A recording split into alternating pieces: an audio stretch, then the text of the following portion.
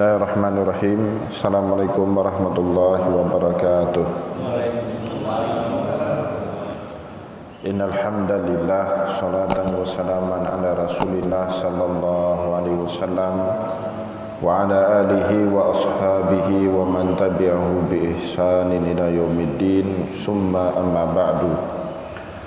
Puji dan syukur senantiasa dan tidak pernah bosan-bosannya kita panjatkan kehadiran Sang Maha Pencipta Allah Subhanahu wa taala, yang mana dengan limpahan karunia-Nya, rahmat-Nya, hidayah-Nya serta anugerah-Nya kepada kita semua, kita kembali masih diberikan kesempatan, kesehatan dan usia panjang oleh Allah untuk sama-sama dan senantiasa mengabdikan diri kita di jalannya dengan menjalankan segala perintahnya dan menjauhi semua larangannya. Salawat dan salam tidak pernah lupa pula kita hanturkan kepada junjungan alam Nabi besar Muhammad sallallahu alaihi wasallam, di mana dengan perjuangan beliau dan para sahabat beliau kita dapat mengenal betapa rahmatan lil alamin ajaran agama Islam sebagaimana yang menjadi keyakinan dan pengetahuan kita bersama. Bapak Ibu kaum muslimin dan muslimat yang dimuliakan oleh Allah, sambil berniat memperpanjang iktikaf, mari pada kesempatan subuh yang barakah ini kita kembali melanjutkan pengajian kita dengan kitab Syajaratul Ma'arif karya Sultanul Ulama Syekh Izzuddin bin Abdissalam rahimahullahu ta'ala anhu. Dan pada subuh kali ini kita akan melihat pembahasan berikutnya, faslun fil hirsi ala ta'atillah.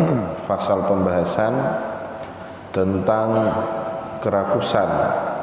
Ya, al-hirsu itu kerakusan, ya, atau kalau kita terjemahkan kerakusan maknanya takut negatif, tapi lebih tepat mungkin keinginan kuat, ya, keinginan kuat ala taatillah, untuk terus beribadah kepada Allah Subhanahu wa taala. Fil hirsi ala taatillah.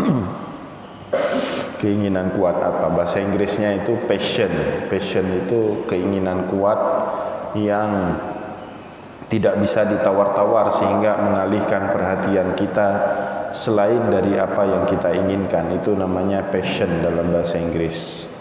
Jadi al-hirsu itu passion namanya. Jadi belajar itu atau beribadah itu salah satunya kita bisa menikmati ibadah kalau ada passion yang kuat, al-hirsu asyadid, ya, itu dalam bahasa Arab. Maka dalam menuntut ilmu juga Imam Syafi'i menasihati kita dalam salah satu baitnya, beliau berkata, ya akhi lantana lal ilma illa bisittatin. Wahai saudaraku, kata Imam Syafi'i, ilmu itu tidak akan pernah diperoleh kecuali dengan 6 hal. Salah satu dari 6 hal itu yang disebut oleh Imam Syafi'i adalah al-hirsu, ya, jadi keinginan kuat yang tidak bisa ditawar-menawar. Misalnya ada jam pelajaran jam 5, tapi di jam 5 kita juga ada mau nonton sinetron misalnya, kita tinggalkan sinetron itu untuk belajar, itu namanya passion yang kuat. Tapi di jam 5 kita ada kelas untuk belajar tapi kemudian ada sinetron.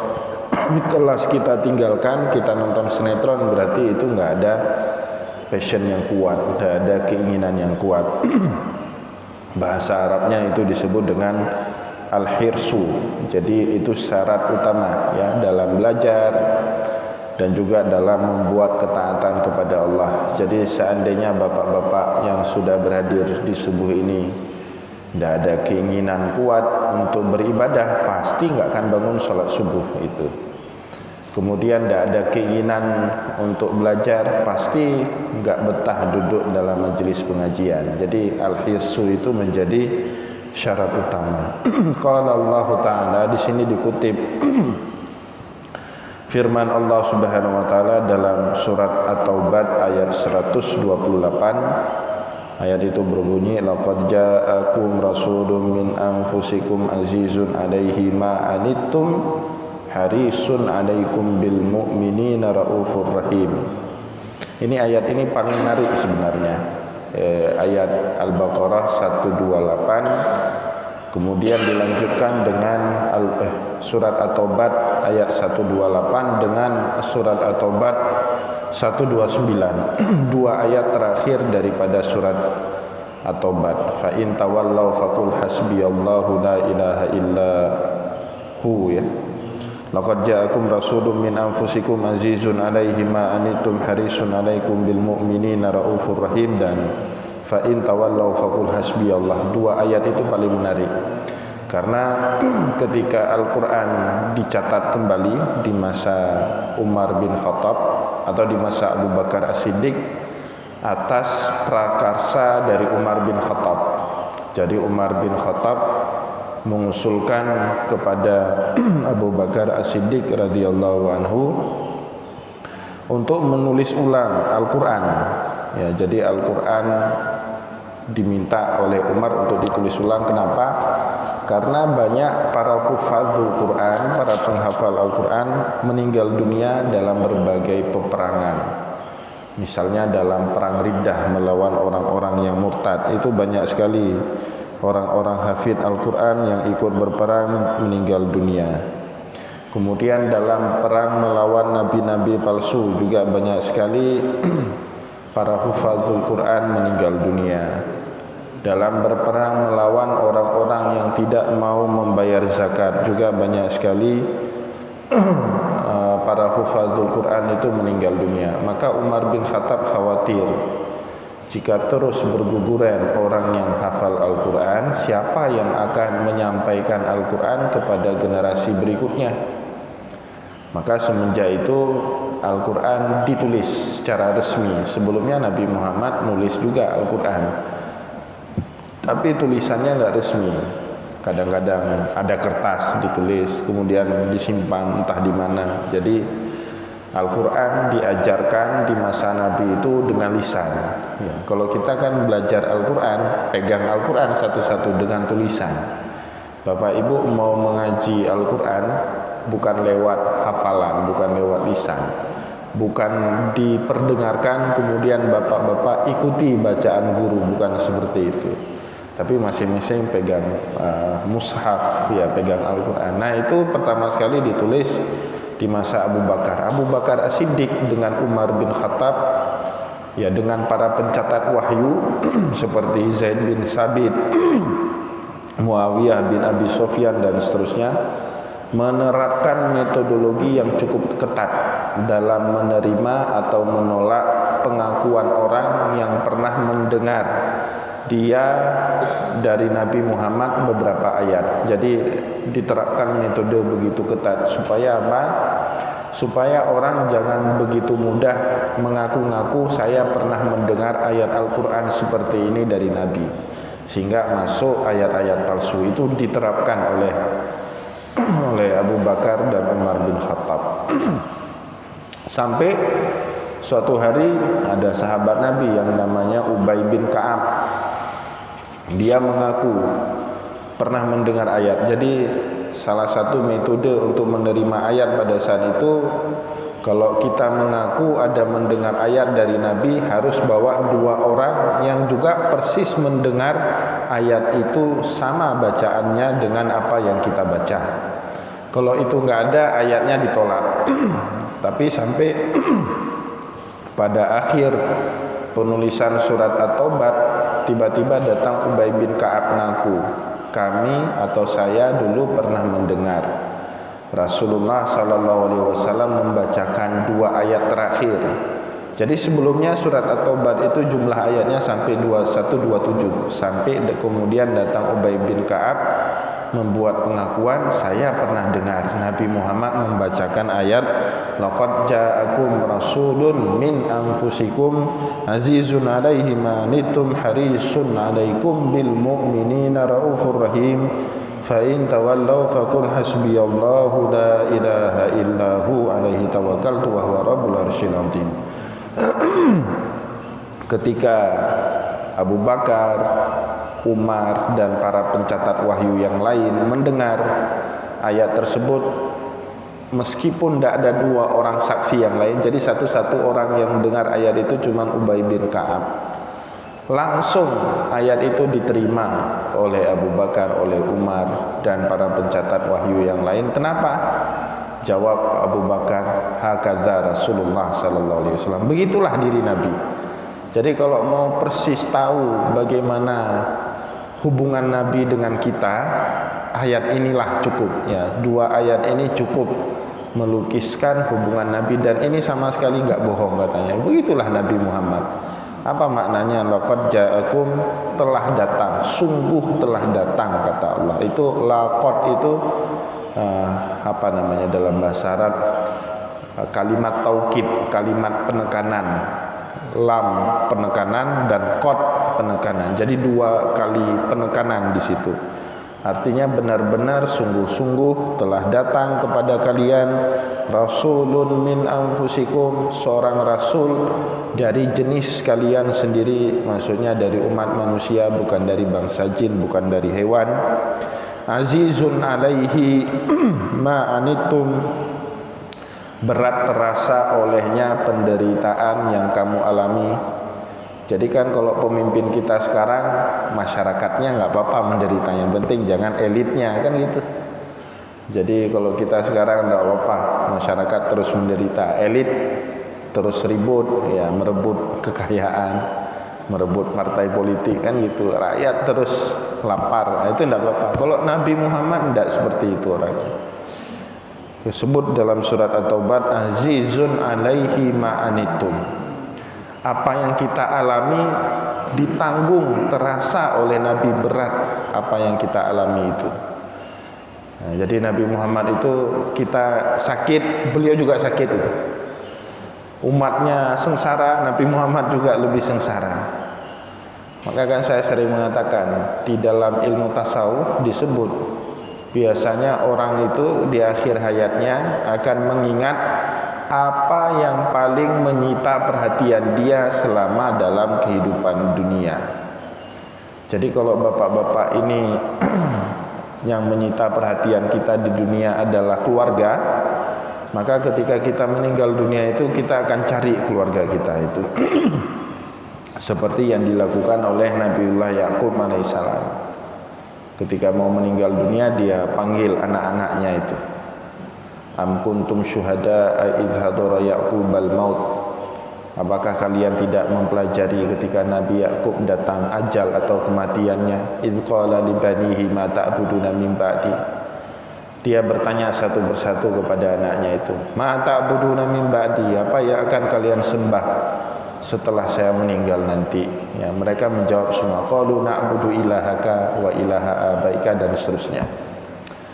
Tapi Nabi Muhammad, Bapak Ibu, ketika akhir hayatnya, dia bertanya ummati, ummati, ummati, kan gitu. Umatku, umatku, umatku, bukan yang lain, bukan yang lain disebut, bukan keluarganya, bukan kerabatnya, bukan sahabatnya, tapi umatku, termasuk ya kita semua. Maka ayat ini cukup tepat melukiskan diri Nabi Muhammad sallallahu alaihi wasallam. Yang pertama, azizun alaihi ma'anitum, terasa berat olehnya beban kehidupan yang kalian alami. Harisun alaikum, semua kebaikan dia usahakan diterima oleh semua orang Islam. Jadi itu makna harisun alaikum. Jadi orangnya bersungguh-sungguh. Ini kan ada kata haris dari hirsun. Jadi Nabi Muhammad itu punya passion yang tinggi, punya keinginan yang kuat agar semua kebaikan dari ajaran Islam itu dirasa oleh semua umat manusia. Itu makna harisun alaikum bil mu'minina raufur rahim. Beliau punya rasa kasih sayang, lemah lembut kepada umat Islam. Itu. Jadi itu karakter Nabi Muhammad sallallahu alaihi wasallam. Maka Bapak Ibu, Ubay bin Ka'ab kemudian meneruskan, saya pernah mendengar selain dua ayat ini, Nabi Muhammad SAW juga bersabda, barang siapa yang membaca ayat ini di pagi hari, ya seperti ini di pagi hari ini, maka orang tersebut tidak akan meninggal dunia sampai sore hari. Itu hadis dalam Sahih Bukhari itu. Maka saya tadi kan baru saja baca ayat ini. Insya Allah saya nggak akan meninggal dunia sampai nanti sore. Kalau saya masih percaya dengan hadis itu dan jika hadis itu benar, itu kan. Kalau kita membaca ayat tersebut di sore hari atau di petang hari, maka kita tidak akan pernah meninggal dunia sampai keesokan pagi, seperti itu. Jika Allah Subhanahu wa taala sudah menakdirkan seseorang meninggal dunia, maka Allah Subhanahu wa taala membuat dia lupa untuk membaca ayat ini. Ya, itu. Jadi saya sudah baca Bapak Ibu. Jadi insyaallah sampai sore masih selamat. Tapi setelah sore belum tentu, mungkin lupa kan. Mungkin lupa, itu lain cerita nanti. Jadi Bapak Ibu kaum muslimin dan muslimat yang dimuliakan oleh Allah, jika kita dulu banyak dosa, terasa belum siap menghadapi kematian, banyak-banyaklah amalkan ayat ini. Semoga kita masih diberikan usia panjang. Kan guna usia panjang itu, kalau kita pakai doa Nabi, doa usia panjang itu ziyadatan lana min kulli khair, ya, menjadi sarana bagi kita untuk menambah kebaikan, menambah amal soleh, seperti itu. Baik Bapak Ibu kaum muslimin dan muslimat yang dimuliakan oleh Allah. Jadi dalam surat At-Taubah ayat 128 itu Nabi Muhammad disebut oleh Allah harisun alaikum. Dia punya keinginan kuat, ya, untuk menyebarkan kebaikan bagi kalian umat manusia. Nah, dari kata itulah kemudian Syekh Izzuddin bin Abdissalam menyimpulkan dalam berbuat ketaatan gak mungkin kita bisa menikmati buat ketaatan itu kalau tidak punya keinginan kuat, ya, harus seperti itu. Qala Syu'aibun ya, wa qala Syu'aib, Nabi Syu'aib alaihi salam juga berkata dalam Al-Quran, tepatnya di dalam surat Hud ayat 88, Allah Subhanahu wa taala mengabdikan apa yang dikatakan oleh Nabi Syu'aib alaihi salam, in uridul illal islaha mastata'tu wa ma taufiqi illa billah. Yaitu ayat dari surat Hud ayat 88. Ini ketika Nabi Syu'aib alaihissalam dihujat, ya, digugat oleh umatnya. Qalu ya Syu'aibu ma nafqahu katsiran mimma taqul, yaitu hujatannya, wa inna lanaraka fina dha'ifa walau la rahtuka la rajamnak innaka antal azizul halim. Qalu ya Syu'aib ma nafqahu katsiran mimma taqul. Syu'aib, kami tidak paham apa yang kamu sampaikan itu. Jadi pura-pura bodoh mereka itu ketika didakwahkan oleh Nabi Syu'aib, ya, pura-pura bodoh, masa bodoh lah. Ma nafqahu katsiran mimma taqul wa inna lanaraka fina dha'ifa. Bahkan pakai argumentasi ini, kami melihat kamu adalah orang lemah, bukan orang bangsawan, bukan orang hebat. Walau la rahtuka la rajamnak. Untung kamu punya massa, ya, punya kelompok, keluargamu itu banyak orang hebat. Kalaulah bukan karena keluargamu, kami sudah merajammu, yaitu kata umat Nabi Syu'aib. Kemudian dijawab dengan santun oleh Nabi Syu'aib, in uridu illal islaha mastata'tu. Saya enggak bermaksud apa-apa. Saya enggak bermaksud mengganggu kalian. Saya enggak mau merusak kepentingan kalian. Yang saya inginkan hanya al-islah, hanya ingin memperbaiki keadaan kalian. Masa kalian menyembah berhala, masa kalian tidak punya moral, dan seterusnya. Mastata'tu, sesanggup apa yang saya lakukan, ya, jadi in uridu ilal islah mastata'tu wa ma taufiqi illa billah. Sedangkan taufik, hidayah itu miliknya Allah. Manusia hanya bisa berusaha sesanggup dia. Jadi sesanggup dia itu bukan ala kadar. Kalau kita kan sering memaknakan sesanggup saya, itu maknanya ala kadar.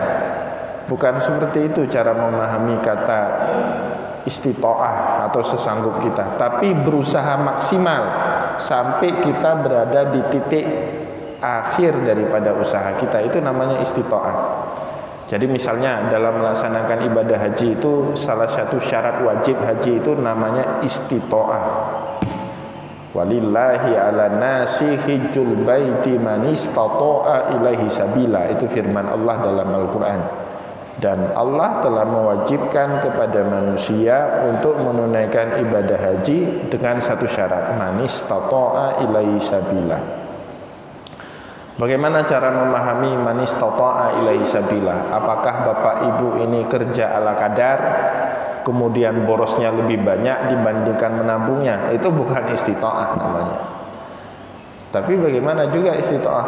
Bekerja semaksimal mungkin sampai batas yang kita sanggup, kemudian menabung penghasilan kita sampai cukup ONH, ongkos untuk naik haji, baru pada saat itu kita dikategorikan sebagai orang yang istita'ah seperti itu. Jadi bukan istita'ah, lah saya kan belum sanggup, itu ala kadar namanya. Tapi istita'ah itu berusaha semaksimal mungkin sampai batas kemampuan kita. Itu sudah selesai kita dengan Allah Subhanahu wa taala. Jadi Bapak Ibu kaum muslimin dan muslimat yang dimuliakan oleh Allah, dalam mengerjakan ketaatan, amal soleh juga seperti itu. Wa qala sallallahu alaihi wasallam, Rasulullah sallallahu alaihi wasallam juga berkata, utlubu ma yanfa'uka wahris. Tuntutlah oleh kalian apa yang mendatangkan manfaat buat kalian, wahris, dan punyalah keinginan kuat untuk menuntut itu. Ya, jadi bek cilet-cilet kalau dalam bahasa Aceh. Jangan setengah-setengah. Jangan setengah hati, sempurnalah. Kalau ibadah jangan setengah hati, kalau bekerja jangan setengah hati, menuntut ilmu jangan setengah hati, dan seterusnya.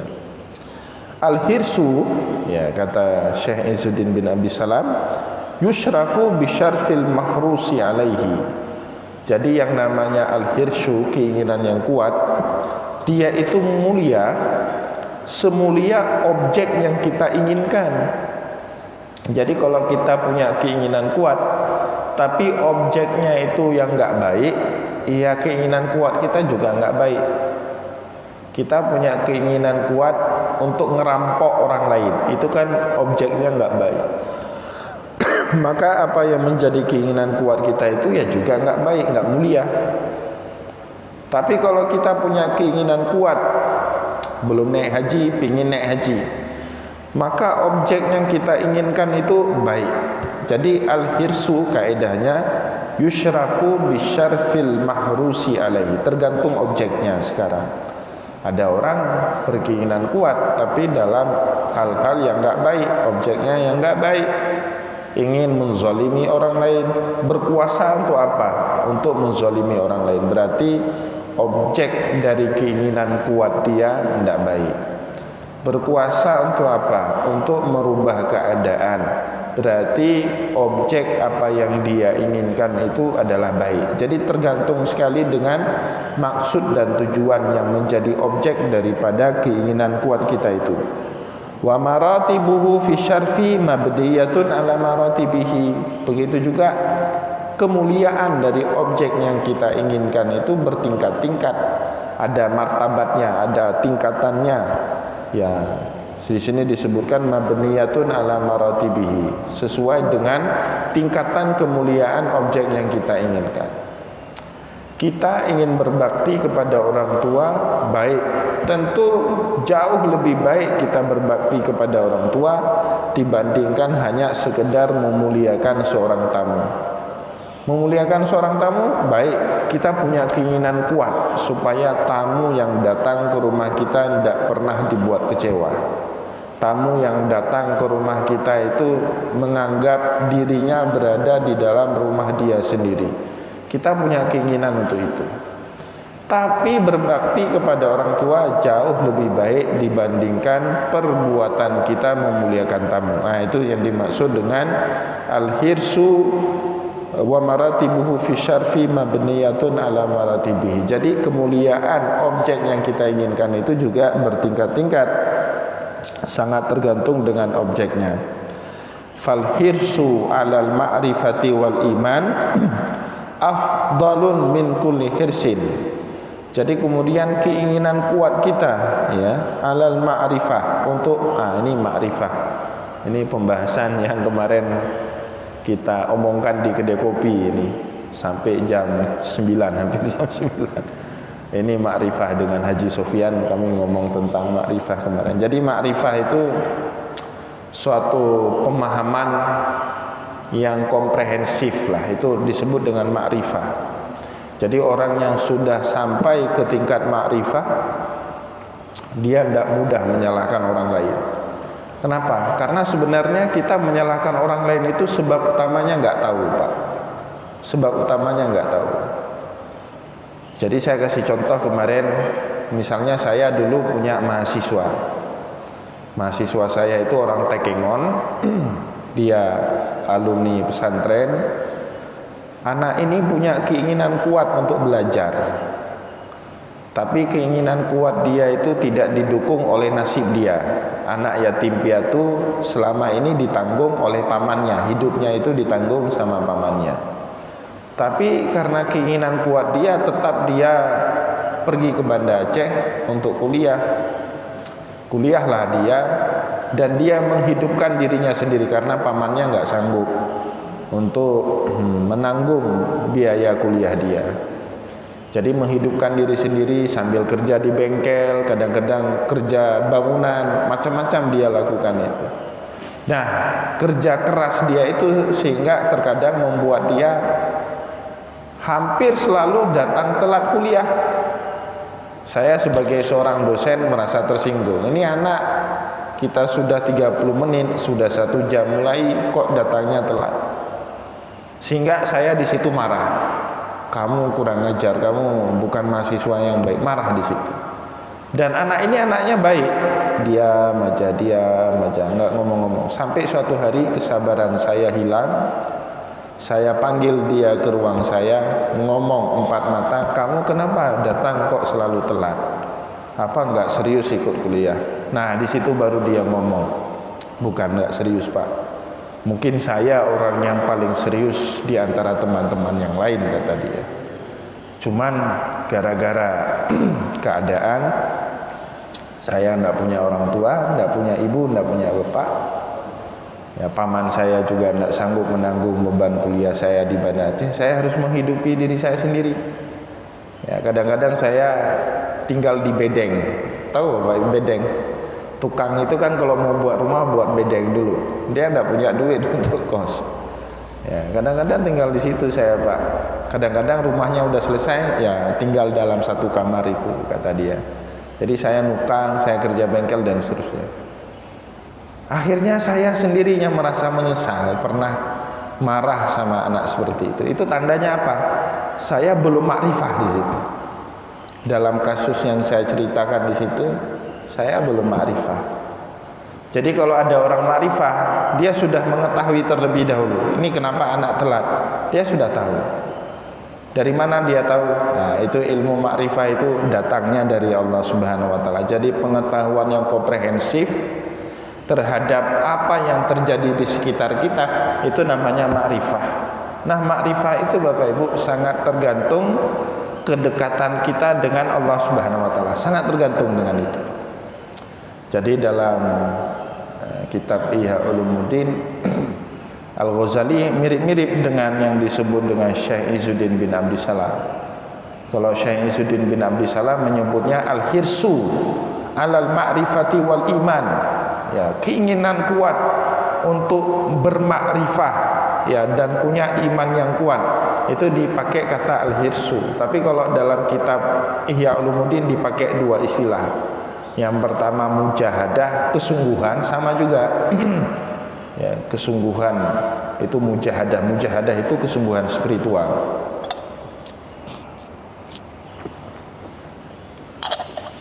Asal katanya jahada yujahidu, ijtihadan. Kalau ijtihad itu kesungguhan intelektual. Orang ulama menulis tulisan untuk membantah orang-orang yang menyerang ajaran agama kita, itu namanya ijtihad. Ya. Jadi kesungguhan intelektual untuk mempelajari ilmu, membela ajaran agama Islam, itu namanya ijtihad. Ulama buat kitab itu ijtihad. Ulama keluarkan fatwa itu ijtihad namanya, kesungguhan intelektual. Kemudian ada juga yang namanya kesungguhan spiritual. Selain kesungguhan intelektual, ada yang disebut dengan kesungguhan spiritual, namanya mujahadah. Sholat di tengah malam itu disebut dengan tahajud. Kenapa? Karena kita nggak akan mungkin sanggup bangun tengah malam kalau nggak ada kesungguhan yang kuat. Nggak akan mungkin itu. Cobalah pakai pasang alarm hidup sendiri, kita tidur terus. Itu kenapa? Nggak ada kesungguhan yang kuat. Atau pakai teknik nggak kencing. Saya dulu waktu masih muda itu sempat supaya rajin bangun sholat malam itu pakai teknik nggak kencing. Sebelum tidur nggak kencing, minum air banyak supaya nanti yang bangunin kita itu sesak kencing. Tapi akhirnya karena keinginannya kurang sungguh-sungguh, yang terjadi dua hal. Kejadian yang pertama, ke kamar mandi buang air kecil, kemudian tidur lagi. Atau yang kedua lebih parah, kencingnya di tempat tidur. Itu lebih parah lagi kan. Dulu di pesantren pernah sempat seperti itu, terpaksa jemur kasur. Kasurnya kan kapas dulu itu. Sekarang ada lagi ya kasur kapas. Dulu kasurnya kapas, jemur. Teman-teman di atas itu pada tertawain, kencing, ngompol kan. Padahal keinginannya untuk bangun tahajud, tapi ya nggak bangun. Ya seperti itu, akhirnya kencing. Jadi nggak ada cerita Bapak Ibu bisa bangun tahajud itu kecuali punya keinginan yang kuat. Ya. Kalau nggak ada keinginan kuat, nggak ada, selesai. Nggak akan pernah yang namanya tahajud. Jadi balik, jadi sama yang dikatakan oleh Imam Al-Ghazali dengan Syekh Izzuddin bin Abdissalam, kita harus bersungguh-sungguh untuk ma'rifah itu. Kalau Imam Al-Ghazali tadi ada dua solusinya. Pertama mujahadah, kesungguhan spiritual. Yang kedua adalah ar-riyadhah. Riyadhah itu latihan. Ya, Bapak Ibu, sholat itu riyadhah namanya, latihan spiritual. Ya bahkan bukan hanya dalam sholat, dalam kegiatan sehari-hari kita itu kadang-kadang butuh direndahin sama orang lain, butuh dikritik, direndahin. Bahkan kalau nggak ada kritikan, nggak ada yang mengejek kita, nggak ada yang mengomongkan kita, ya kita nggak akan pernah latihan. Selalu dipuji, selalu disanjung, itu cukup bahaya itu. Jadi ketika ada orang marah sama kita, ada orang caci maki kita, ada orang fitnah, nah disitulah muncul bagaimana cara kita merespon. Itu namanya riyadhah, latihan di situ. Jadi sebenarnya kehidupan kita sehari-hari itu latihan semua. Keluar ada orang maki kita, naik sepeda motor atau naik mobil, ada orang yang klakson kita, marah nggak kita, itu latihan itu. Berpas-pasan di gang sempit, nggak ada yang mau mengalah. Sampai 1 jam saling pandang di situ. Kadang-kadang kan gitu kan, tembak lampu, nggak ada yang mau mengalah. Nah sanggup nggak kita kelola perasaan? Nah itu namanya riyadhah. Ya kalau kita mengalah berarti kita berhasil menang di situ. Tapi menang dalam perspektif spiritual. Kalau dalam gagah-gagahan sosial kita kalah, betul Bapak Ibu. Nah ini tergantung dengan passion kita kemana dulu. Kalau passion kita gagah-gagahan dalam kehidupan sosial, ya sudah Bapak Ibu tidak usah mundur. Berkekeh di situ, pasang gigi parkir. Ya kalau mobilnya Matic pakai parkir terus, tarik rem tangan lagi, turun dari mobil, hawakan. Kan gitu. Nah, kalau mau gagah-gagahan secara sosial, ya. Tapi kalau pandangan spiritual, pasang gigi atret, mundur, wah itu menang kita. Malaikat itu datang beramai-ramai, sibuk mencatat kebaikan buat kita. Orang itu iblis yang datang.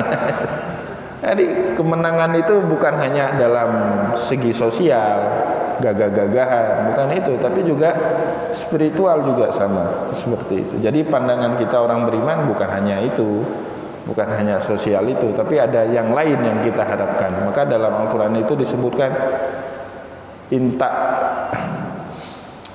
wala tahinu fi ibtigha'il qaum in kuntum ta'lamuna fa innahum ya'lamuna kama ta'lamun wa tarjuna minallahi ma la yarjun. Itu ayatnya.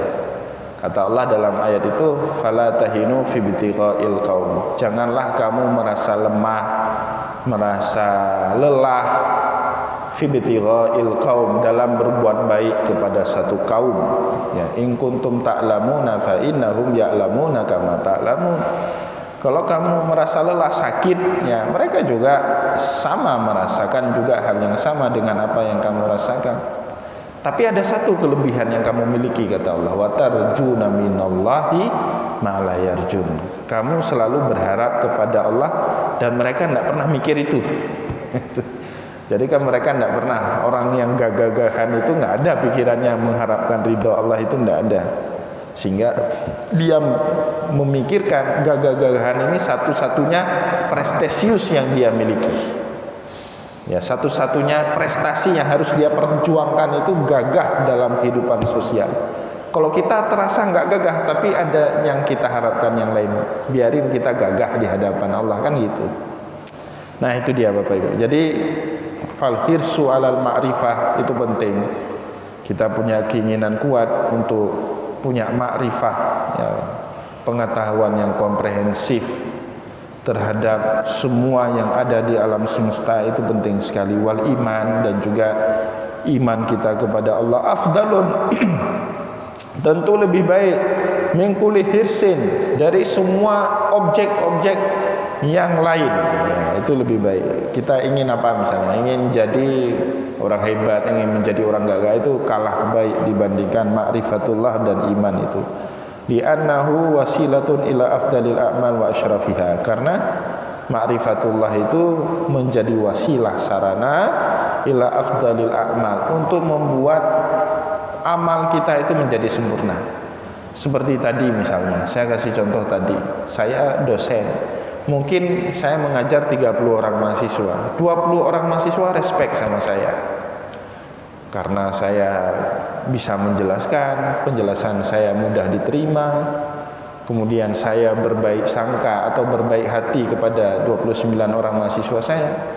Tapi gara-gara saya tidak makrifah dengan kondisi satu mahasiswa saya tadi, akhirnya teman-teman yang lain yang tahu kondisi temannya itu menjadi nggak respect sama saya. Itu kan berarti pekerjaan saya sebagai seorang dosen nggak sempurna gara-gara tidak makrifah kepada kondisi mahasiswanya itu. Begitu juga dalam sholat, dalam ibadah, sama Bapak Ibu. Kita lagi sholat, kalau nggak makrifatullah, ada saja yang mengganggu kita lagi sholat. Lagi sholat mikirin apa seperti itu. Ya, itu tanda kita nggak makrifah. Tapi kalau orang makrifah sempat terpikir, tapi dia punya mekanisme alamiah dalam tubuhnya untuk membuang pikiran-pikiran yang nggak baik itu, yaitu makrifah. Jadi makrifah itu kalau menurut Syekh Izzuddin bin Abi Salam, wasilatun ila afdalil a'mal, sarana yang paling baik untuk menyempurnakan amal kita. Amal nggak akan sempurna kalau tidak ada makrifah, wa asyrafuha, dan juga membuat amal kita itu mulia kita. Jadi mengajar itu mulia kalau kita bijak, ya. Tadi saya nggak mulia karena nggak bijak, seperti itu. Ibadah juga mulia kalau kita makrifah, menjadi orang yang bijak, dan contoh-contoh yang lain dalam kehidupan kita. Baik Bapak Ibu kaum muslimin dan muslimat yang dimuliakan oleh Allah, kita padakan bacaan kita dengan kitab Syajaratul Ma'arif di subuh kali ini. Namun sebelum saya tutup pengajian kita, saya berikan kesempatan terlebih dahulu kepada Bapak Ibu semua untuk bertanya jika ada hal yang ingin ditanyakan.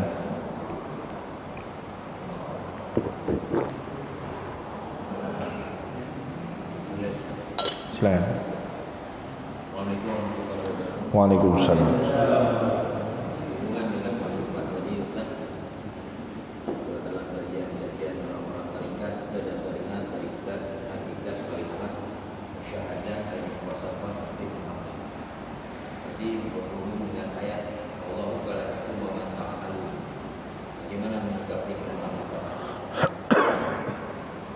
Ya, hakikatnya memang Allah yang menciptakan semua apa yang kita kerjakan. Mau pekerjaan baik, mau pekerjaan buruk, itu kan kalau mau dikategorikan pekerjaan manusia itu cuma ada dua, baik dan buruk. Ya, yang baik diciptakan sama Allah, dan yang buruk diciptakan juga sama Allah.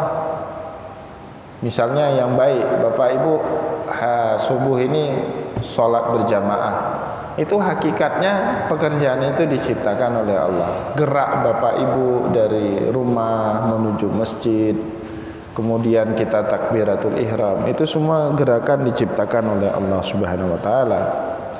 Begitu juga kalau kita berzina, perbuatan zina itu diciptakan oleh Allah.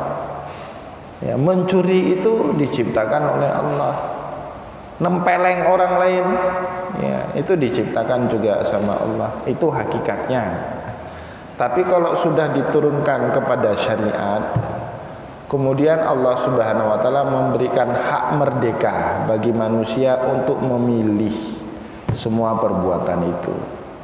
Jadi semua kita Bapak Ibu diberikan hak merdeka untuk memilih. Jadi manusia itu fitrahnya bukan majburah. Itu dalam bahasa tauhid ada dua.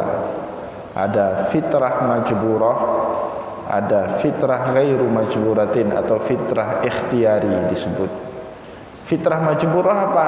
Fitrah yang dipaksakan oleh Allah Subhanahu wa taala sehingga makhluk itu tidak punya hak pilih. Itu. Contohnya apa? Matahari misalnya. Dia kan makhluk Allah, itu ciptaan Allah. Tapi dia itu majburah, dipaksa sama Allah. Matahari tidak bisa pilih. Kamu terbit dari timur, tenggelam di barat. Tidak bisa pilih dia. Seperti itu terus tiap hari kita lihat. Semenjak saya lahir sampai hari ini, matahari masih terbit dari timur, tenggelamnya di barat. Sampai nanti datang perintah kemudian yang memerintahkan dia harus terbit dari barat dan tenggelam di timur, seperti itu. Begitu juga matahari tidak pernah minta ganti shift sama bulan misalnya. Matahari capek, masa saya tiap pagi capek, saya pingin malam lah sekali-kali. Bulan terbit di pagi hari, matahari di malam hari itu. Nah, maka ada ayat, Qul ara'aitum in ja'alallahu alaikum Qul ara'aitum in ja'alallahu alaikumul laila sarmadan ila yaumil qiyamah man ilahun ghairullahi ya'tikum bidiya afala ta'qilun. Coba Anda bayangkan, kata Allah itu, jika Allah menjadikan sepanjang waktu ini malam, man ya'ti alaikum bidiya, siapa yang akan mendatangkan matahari sinar kepada kalian. Itu jadi matahari, bulan itu majburah, fitrahnya itu tunduk, dia tidak bisa protes. Itu. Singa misalnya, dia majburah itu, singa. Ketika dia lihat kelinci, dia terkam kelinci itu, dia memang sedang menjalankan fitrah Allah itu. Fitrahnya seperti itu. Singa nggak bisa pilih, saya mau makan rumput saja kayak kambing, nggak bisa pilih singa itu. Dia memang dipaksa sama Allah Subhanahu wa taala untuk tunduk dengan fitrahnya sebagai pemangsa hewan buas itu. Air, ya, air itu pingin sekali-kali ngalirnya ke samping gitu kan, atau ke atas, kan enggak. Air itu selalu ke tempat yang lebih rendah ngalirnya. Kalau tempatnya datar seperti itu, kita buang air, ya pasti airnya tergenang, akan menggenang. Jadi Bapak Ibu, bencana alam, ini bahasa tasawuf ya, itu bukan bencana. Tidak ada yang namanya bencana dalam ilmu tasawuf. Tidak ada yang namanya bencana. Tapi Ustaz, ada itu banjir. Itu air menyesuaikan dengan fitnah. Ketika terjadi banjir, air mencari keseimbangan baru sesuai dengan sunnatullah. Kenapa? Karena aliran-alirannya disumbat, jadi dia mencari keseimbangan baru. Keseimbangan baru bagi air ketika alirannya disumbat apa? Tergenang. Jadi tidak ada bencana itu. Longsor, nggak ada longsor itu. Yang benar adalah tanah mencari keseimbangan baru. Kapan? Ketika pohon-pohon dicabut, dia ada di lereng, kemudian nggak ada lagi serapan air, terjadi longsor. Jadi kan orang yang nggak makrifah selalu memaknakan negatif. Bencana itu kalau disebut bencana apa yang maksudnya? Negatif kan? Oh ma Allah kagepoh danyo Allah. Selalu berpositif thinking. Maka bagi orang tasawuf mencari keseimbangan baru bahasanya. Dulu misalnya Pak Haji Najib sehat. Kalau naik goes sepeda mungkin sampai 100 km ketika masih muda. Ketika beliau sudah sepuh, boleh saya sebut sepuh? Sudah sepuh, tubuh beliau mencari keseimbangan baru. Tidak mungkin lagi goes sampai 100 km, paling sanggup ya masih sanggup 20 km masih sanggup ya. Itu kan keseimbangan baru. Dulu waktu kita masih muda kerja sanggup 15 jam. Ya makan suka hati kita itu makan nggak kontrol. Sudah tua nggak bisa lagi. Ya, itu cara tubuh kita mencari keseimbangan baru. Nggak ada bencana namanya, nggak ada itu sakit bencana. Itu orang tasawuf seperti itu cara mikirnya. Sehingga selalu positive thinking. Maka kemudian kenapa muncul cara pahaman seperti itu dalam ilmu tasawuf? Karena Allah yang mengatakan itu dalam hadis qudsi. Kata Allah, ana inda zanni abdi bi.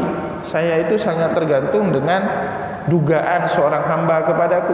Kalau kita nyebut bencana berarti kita anggap Allah ingin menghancurkan kita, Allah ingin membuat kita susah. Ya susahlah hidup kita itu.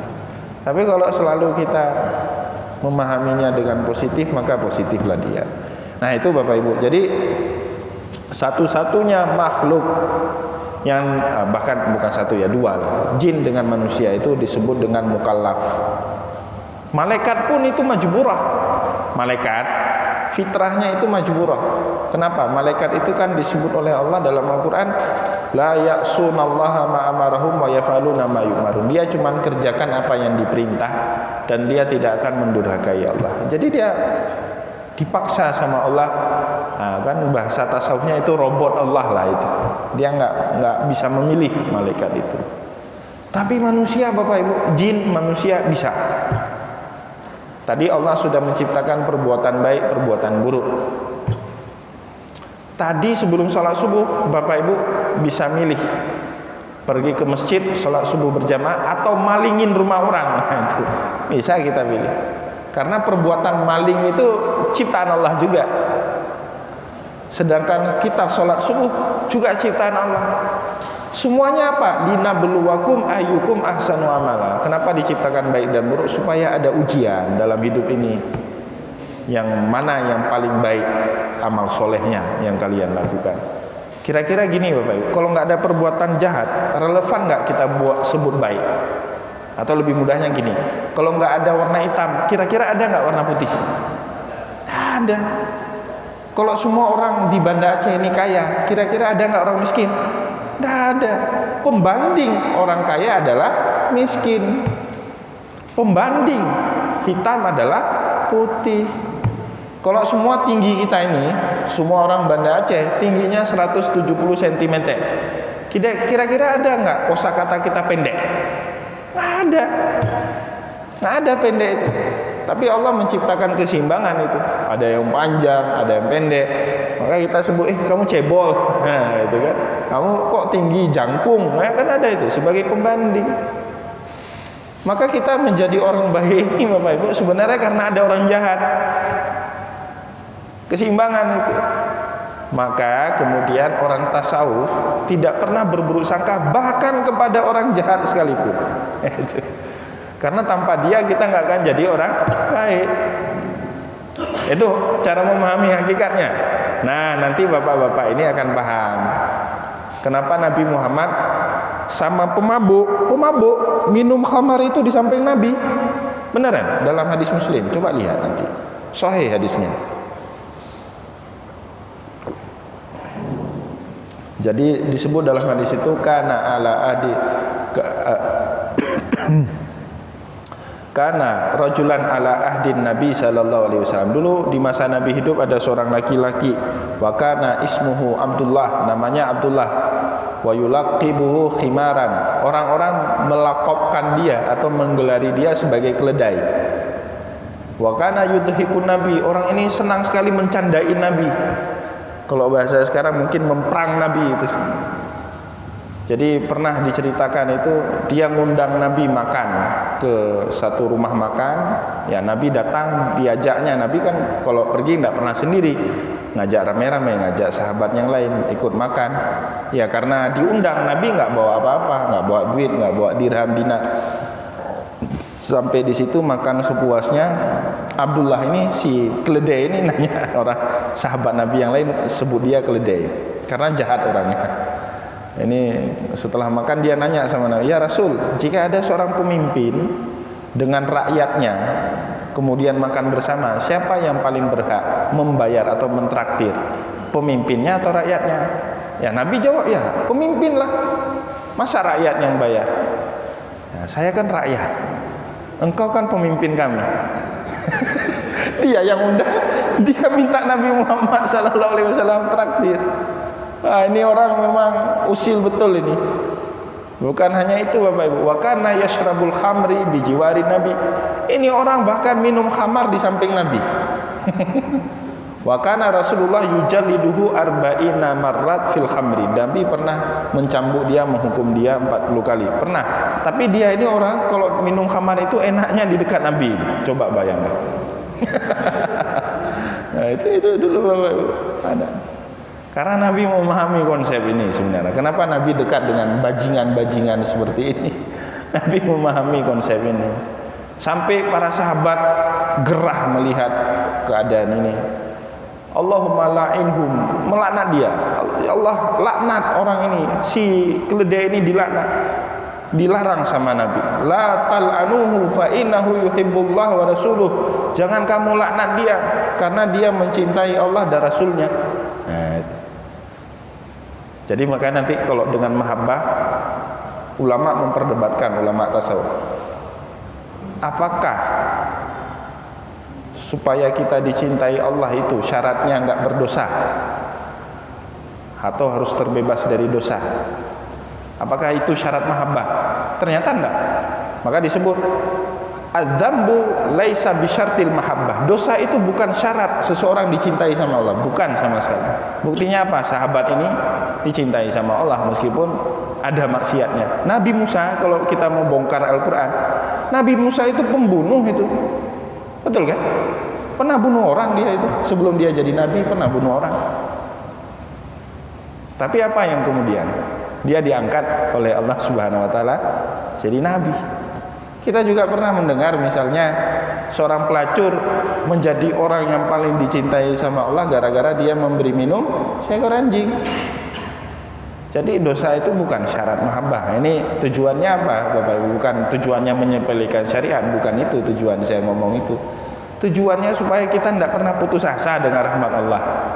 Sebanyak apapun dosa kita, rahmat Allah lebih luas daripada dosa kita itu. Maka jangan kecilkan dimensi mahabbah Allah itu hanya kepada orang rajin sholat ke masjid. Maka saya selalu punya kata tepat Bapak Ibu. Biasanya orang-orang sok saleh itu sok taat, nyalah-nyalahin orang, itu amatir itu amatiran. Tanda dia ahli ibadah amatir, orang yang sok saleh itu. Kenapa? Dia belum memahami perspektif yang seperti ini. Ya, jadi dia amatiran. Tanda orang amatir apa? Sok saleh, sering ibadah tapi menyalahkan orang, itu amatir.